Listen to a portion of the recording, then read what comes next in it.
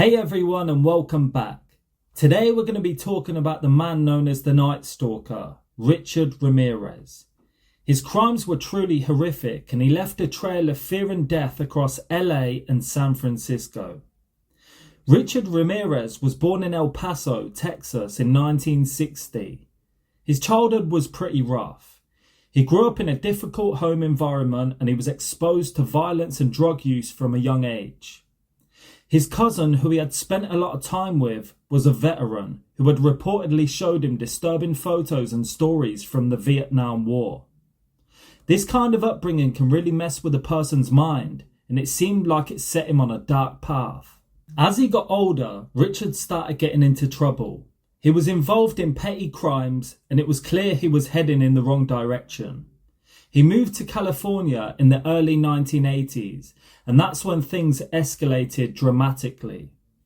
The summer of 1985 was a terrifying time for people living in Southern California.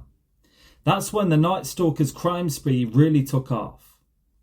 He would break into people's homes, usually in the middle of the night, while they were sleeping. His targets were diverse: men, women, children, young and old, which made him even more unpredictable and terrifying. He was incredibly violent, and he would murder some victims, assault others, and often steal their belongings.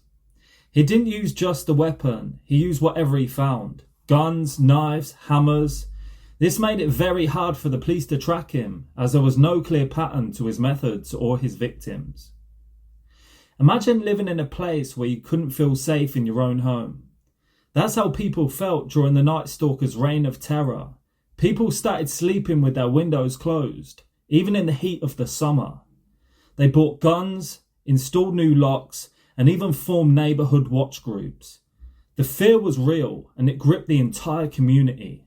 The media called him the Night Stalker because his attacks always happened at night. There were very strange details too, like some victims having satanic symbols drawn on their bodies or left at the crime scene. This added to another layer of creepiness to an already horrifying situation. The police were working around the clock to catch him. A group of angry citizens in East Los Angeles recognized him and chased him down until the police arrived. He was found guilty of 13 murders, 5 attempted murders, 11 sexual assaults, and 14 burglaries.